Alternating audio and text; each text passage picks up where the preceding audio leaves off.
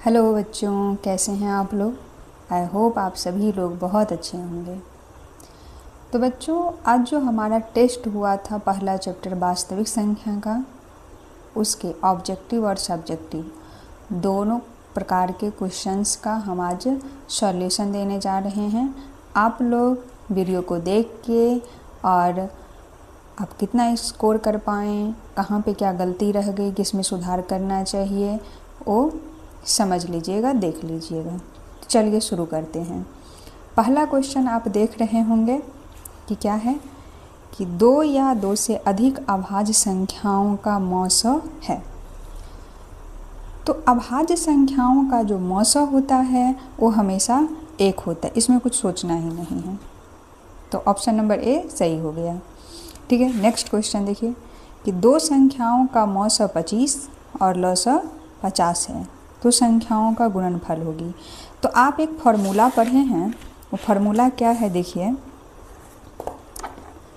कि लॉस गुने मौस बराबर 2 संख्याओं का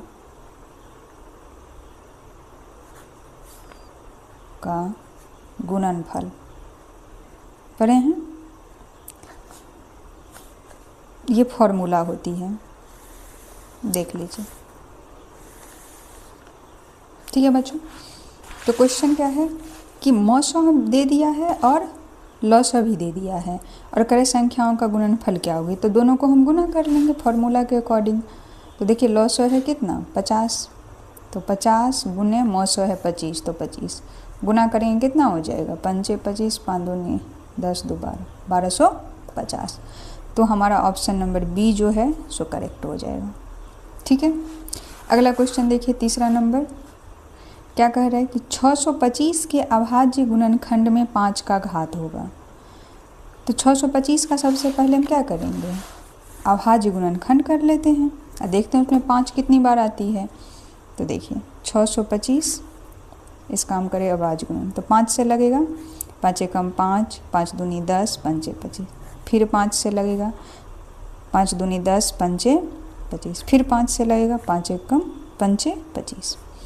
तो देखिए 625 बराबर 5 कितनी बार आया, 4 बार, है ना। तो 5 का पावर कितना हो गया 4, यानी 5 की घात हो गई 4। तो यहाँ पे ऑप्शन नंबर डी जो है सो हमारा करेक्ट हो जाएगा। अगला क्वेश्चन देखिए, 4 नंबर क्या है कि √3 है 1। √3 क्या है, मतलब कौन सी संख्या है। तो हम जानते हैं, सिंपल क्वेश्चन है कि √3 क्या है, एक अपरिमेय संख्या। नेक्स्ट क्वेश्चन देखिए 5वां नंबर, 2 + √2 है। तो आप जानते हैं कि 2 क्या है, एक परिमेय संख्या, और √2 है एक अपरिमेय संख्या। तो जब भी परिमेय संख्या और अपरिमेय संख्या को जोड़ते हैं तो क्या बनता है, अपरिमेय संख्या। तो इसका ऑप्शन बी हो जाएगा। अगला देखिए 6 नंबर क्वेश्चन, फिर ये 6 जो है सो सेम 2 नंबर क्वेश्चन है। इसमें मौसा लौसा दे दिया था, संख्याओं का गुणनफल निकालना था। इसमें जो है सो 2 संख्या दे दिए 25 और 50, देखिए डिजिट भी सेम ही हैं और HCF LCM निकालना है। तो उसी फार्मूला पे बन जाएगा, यही इसी फार्मूला पे। तो इसका भी गुना करेंगे तो क्या हो जाएगा 1250 हो गया। अगला क्वेश्चन है 7th नंबर कि निम्नलिखित में कौन परिमेय संख्या है। ठीक है, तो परिमेय संख्या कौन सी होगी, तो √3 क्या होती है, अपरिमेय। बी नंबर ऑप्शन चेक करते हैं, देखिए तो क्या होगा, बी नंबर ऑप्शन में क्या है, √5/5। तो √5 को तो हम लिख सकते हैं √5 गुने √5, तो रूट से √5 कट गया, बचा 1/√5। तो ये हो जाएगी अपरिमेय संख्या।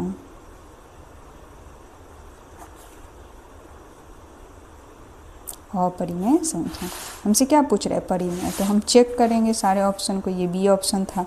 सी ऑप्शन चेक करते हैं, सी ऑप्शन है 2 √2/√2।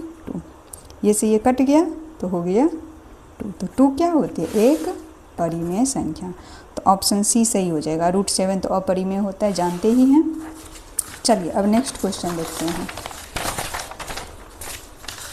सॉरी, ये जो है यहाँ पे लिखा हुआ है, देखिए 6/15 का दशमलव प्रसार होगा, तो 6/15 का दशमलव प्रसार क्या होगा? तो इसके लिए हम भाग देके देख लेते हैं, सिंपल सा। 15 से 6 में तो नहीं लगेगा तो 0, 15 चौका 60, क्या हो गया? शांत हो गया, है ना। तो ये हो जाएगा शांत, ऑप्शन नंबर ए। ठीक है बच्चों, थोड़ा सा इधर उधर हो जाता है, उसके लिए माफ़ी चाहेंगे बच्चों, थोड़ा सा देख लीजिए। अगला क्वेश्चन है 9 नंबर कि निम्नलिखित में कौन अशांत दशमलव प्रसार है? अशांत दशमलव प्रसार क्या होता है कि वैसा जो कहाँ तक जा रहा है, क्या हो रहा है, नहीं हो रहा है, भाग देने पे कुछ पता ही नहीं चलता है, क्या रिपीट हो रहा है, नहीं हो रहा है, कुछ नहीं आता पता चलता है। तो वैसा दशमलव प्रसार जो है सो अशांत होता है। आप इसमें चेक कर लीजिएगा, वैसे ये जो ऑप्शन ए है वो इसमें सही हो जाएगा। आप भाग दे करके चेक कर लीजिएगा, पता चल जाएगा।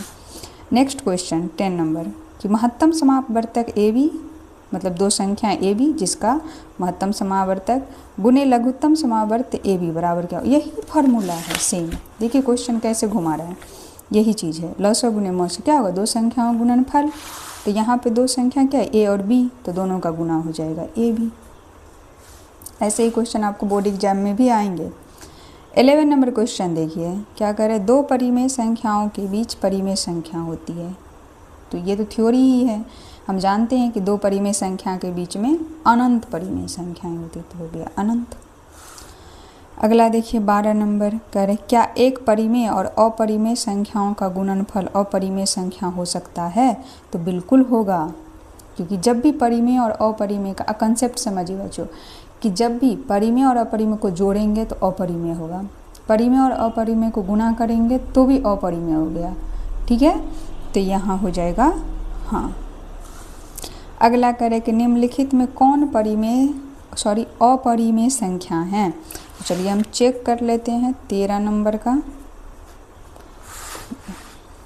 ए ऑप्शन है 64/36। तो 64 का रूट में सटा होता है 8, 36 का 6, 2 चौका 8, 2 तिया 6, तो हो गया 4/3। तो 4/3 तो परिमेय होता है। बी ऑप्शन चेक करते हैं, √81, तो ये हो जाएगा 9, तो ये भी परिमेय होता है।